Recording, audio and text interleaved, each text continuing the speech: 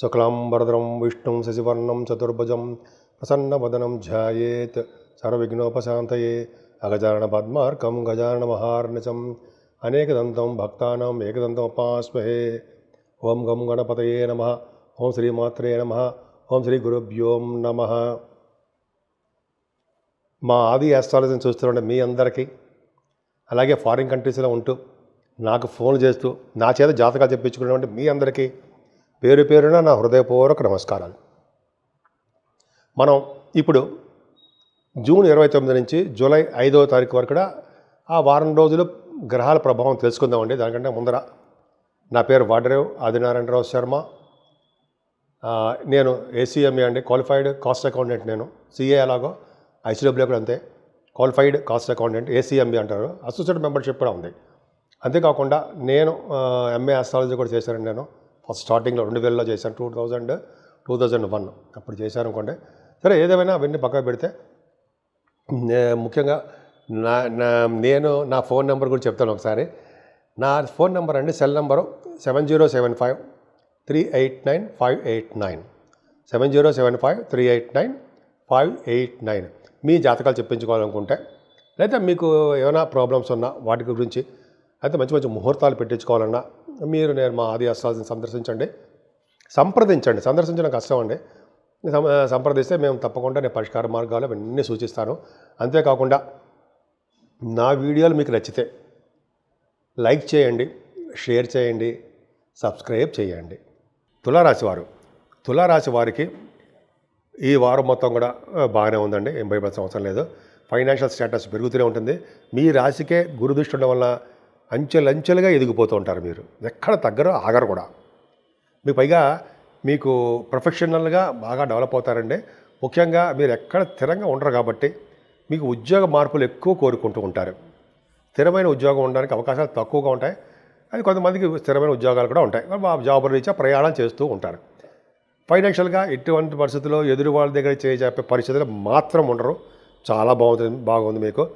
అలాగే మీ తమ్ముళ్ళని, తోబుట్టు వాళ్ళని వాళ్ళు కలుస్తూ ధైర్యంగా ఉంటారు. వాళ్ళు భరోసా చెప్తారు. ఈ వారంలో మీకు శుభవార్తలు వినడానికి అవకాశాలు ఉన్నాయి తులారాశి వారికి. అంతేకాదండి, చతుర్థ భావాధిపతి కూడా బాగుండడం వలన మీకు చదువుల ఆటంకాలు లేకుండా ముందుకు వెళ్ళడానికి అవకాశాలు మాత్రం ఉన్నాయి. తల్లిగారికి ఆరోగ్య పరిస్థితి చాలా బాగుందండి. మీకు స్టాక్ మార్కెట్లో రాహు వల్ల స్టాక్ మార్కెట్లో చిన్న చిన్న ప్రాబ్లమ్స్, నష్టాలు రావడానికి అవకాశం ఉంది. సంతానం పుట్టడానికి కూడా విషయాల్లో కూడా ఇబ్బంది కలుగుతుంది. అలాగే అక్కడ ఏమవుతుందంటే, రాహుకి కుజదృష్టి గురుదృష్టి ఉండడం వల్ల సంతాన యోగ్యత బాగా ఉంది, భయపడాల్సిన అవసరం లేదు.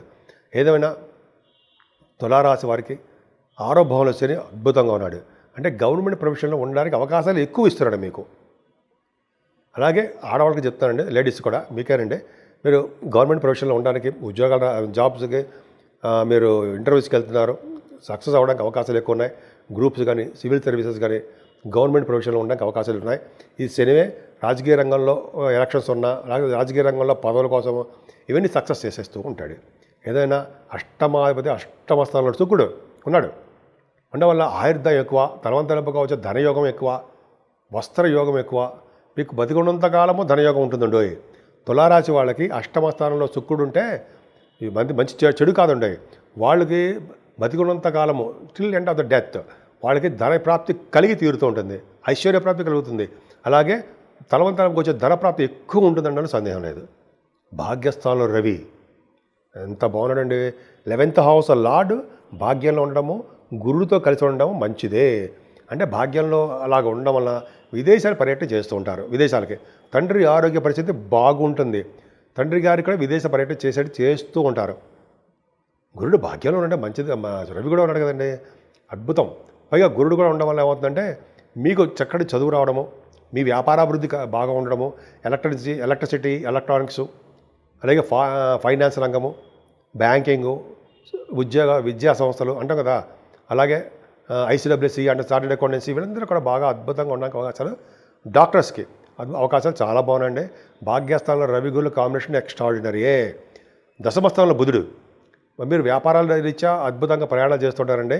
ఉద్యోగంలో మీరు వ్యాపార సంస్థలో పనిచేస్తారు. ఆ వ్యాపార సంస్థలో పనిచేయడం కోసము మీరు ఉద్యోగాల నిమిత్తము విదేశాలకి వెళ్ళడానికి అవకాశాలు చాలామందికి ఉంది, వెళ్తారు. లాభస్థానంలో కుజుడితో కలిసిన కేతు ఒకళ్ళ తర్వాత ఒకళ్ళు మీకు ఎలా యోగిస్తారో చూడండి. కుజకేతువులు లాభంలో ఉన్నారంటే రియల్ ఎస్టేట్ రంగంలో దూసుకుపోతారనమాట. ఈ వ్యాపారం చేసి ఉంటే, ఎందుకంటే వ్యాపారానికి భాగ్యస్థానంలో రవిగురులు ఉన్నారు, 11వ స్థానంలో కుజకేతులు ఉన్నారు. మూటలే అంటాం కదా సరదాగా. అలాగా వ్యాపారంలో బాగా అభివృద్ధికరంగా ఉంటాయండి. మీకు డబ్బులు సంపాదించుకుంటారు వ్యాపారంలో, ముఖ్యంగా రియల్ ఎస్టేట్ రంగము. అలాగే భూములు కొనుక్కోవడం కానీ, వాహనాలు కానీ, గృహాలు కానీ కొనుక్కుంటారు, పర్చేజ్ చేస్తారు. అది అవకాశాలు చాలా ఉన్నాయి. మీకు కంటిన్యూస్ ఫ్లో ఆఫ్ మనీ ఎక్కడ తగ్గదండి, చాలా బాగుంటుంది. ఇంతకుముందు ఉన్నదానికంటే ఎక్కువ రెట్టింపు లాభాలు రావడానికి సినిమా రంగంలో ఉన్న వాళ్ళకి కానీ, వ్యాపార సంస్థలో ఉన్న వాళ్ళకి కానీ డబ్బులు అధికంగా ఉంటాయి. ఎలక్ట్రికల్స్ ఆ డిపార్ట్మెంట్స్ ఉంటాయి సరే, వాళ్ళకి బాగా డబ్బు సంపాదన ఉంటుంది. ఏదేమైనా మీ తులారాశి వాళ్ళకి అన్ని రంగాల్లోనూ ముందంజలో ఉంటారు. ముఖ్యంగా రాహుకేతువుల ప్రభావం ఎక్కువ ఉందండి. ఎందుకంటే కాలసర్ప దోషాలు ఉన్నాయి కదా ప్లానెట్స్ అన్నీ కూడా, రాహుకేతువులు. అందుకని అమ్మవారి యొక్క పూజలు చేసుకోవడం చాలా మంచిది. పైగా పౌర్ణమి పూట కానీ, అమావాస్య పూట కానీ కొన్ని ఊళ్ళలో చేస్తూ ఉంటారండి. ఏంటి, చండీ హోమాలు చేస్తూ ఉంటారు. అది చేయడం వల్ల నవగ్రహాలకి అందులో ఆవాహన చేస్తుంటారు. అద్భుతం, అది చేయించుకోండి. అయితే ఆంజనేయ స్వామికి హోమం చేస్తారండి, అది చేయించుకోవచ్చు.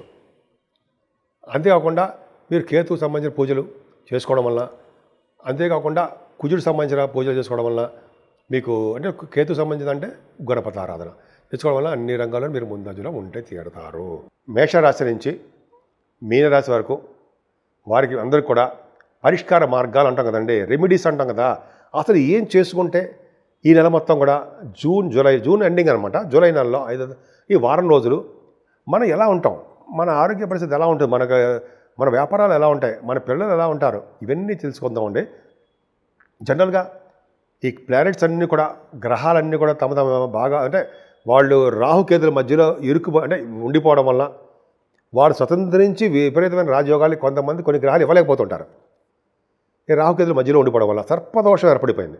ఇంతకుముందు కుజుడు కూడా ఉండిపోవడం వల్ల కుజుడు కూడా సర్పదోషం ఏర్పడిపోయింది. కానీ కుజుడితో కలిసి ఉండడం వల్ల, కేతువు కూడా ఉండడం వల్ల, కేతువుతో కలిసిన రాహుకేతువులు ఉండడం వల్ల సవ్యకాల సర్పదోషం ఏర్పడిపోయింది.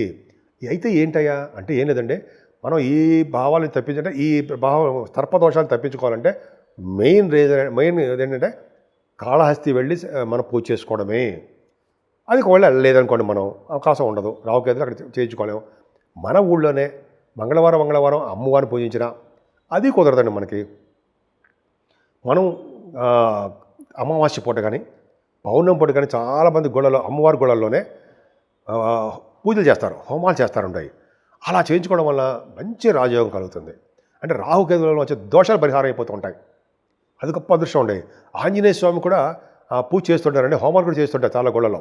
అది చేయించుకున్నా సరే అద్భుతం ఇబ్బంది, సినిమాలో వచ్చే దోషాలు బ్రహ్మాండ పరిహారం అయిపోతూ ఉంటాయి.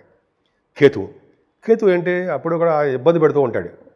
ఆయన మంచి వాటికి కూడా చిన్న ఇబ్బంది కలగడానికి అవకాశం ఉంటుంది. అందుకనే ఎవరైతే గణపతి ఆరాధన చేసి సుబ్రహ్మణ్య స్వామి పూజలు చేస్తూ ఉంటారో, అంటే పౌర్ణమి పూట కుదరపోయింది, వినాయకుడికి మనం దండ పెట్టుకోలేము, పౌర్ణమి పూట పైగా పౌర్ణమి తర్వాత రోజు వచ్చే చవితి పూట అందాం, పౌర్ణమి చవితి సంకటహర చతుర్థి అంటాం. ఆ రోజు గరిక స్వామివారికి సమర్పించిన మల్లె పువ్వులు వినాయకుడితో సమర్పిస్తే వాళ్ళు అద్భుతమైన ఫలితాలు ఉంటాయని చెప్పి అంటారు, సందేహం లేదు. అలాగే సుబ్రహ్మణ్య స్వామి ఆరాధన చేసుకున్న, ముఖ్యంగా శివుడికి మల్లె పువ్వులతోటి, అలాగే తులసి దళాలతోటి, మారేడు దళాలతోటి ఎవరు పూజ చేస్తారో వాళ్ళ ఇంట్లో స్థిరమైన లక్ష్మి ఉండడమే కాకుండా సంపూర్ణమైన ఆరోగ్యవంతులుగా ఉంటారు అని తెలుస్తోంది. అంతేకాకుండా వెంకటేశ్వర స్వామి ఆరాధన చాలా ఇంపార్టెంట్. కలియుగంలో పూజించవలసిన దేవుడు ఎవరంటే వినాయకుడు, అమ్మవారు, అలాగే వెంకటేశ్వర స్వామియే. వెంకటేశ్వర స్వామి పూజ చేసుకోవడం వల్ల, ఆయన గుడి దగ్గర ధ్వజస్తంభం దగ్గర అఖండ దీపారాధన చేసుకోవడం వల్ల, స్వామివారికి తులసి మాల సమర్పించడం వల్ల, తులసి దళాలతో పూజ చేయడం వల్ల, స్వామివారికి మంచి అద్భుతమైన మల్లెపూలతో పూజ చేయడం వల్ల, మల్లెపూల దండ సమర్పించడం వల్ల, మారేడు దళాలతో కూడా పూజ చేయడం వల్ల స్థిరమైన లక్ష్మి ఇంట్లో ఉండడమే కాకుండా స్వామివారి యొక్క కరుణా కటాక్షాలు ఉండి తీరుతాయన్నది సందేహం లేదు. సో ఆ విధంగా 12 రాశుల వాళ్ళకి మనం మనకి తగ్గట్టుగా మనకి భగవంతుడు ఇచ్చిన ప్రసాదంగా స్వీకరిస్తూ, మనకి ఏ దేవుడు ఇష్టం ఉంటే ఆ దేవుడికి పూజ చేసుకుంటూ నిమగ్నమైపోయి భక్తి శ్రద్ధలతో చేస్తే ఆ పూజ ఫలిస్తుంది. ఈ విధంగా మీ అన్ని రాసుల వాళ్ళకి చాలా బాగుండాలని, అన్ని రంగాల్లో కూడా ముందంజలో ఉండాలని, ప్రతి శుభ విషయాలు వాటంతట అవే కలిసి వచ్చి మీరు ఆనందప్రదంగా ఉండాలని, ఉంటారని కూడా నేను మనస్ఫూర్తిగా కోరుకుంటున్నాను.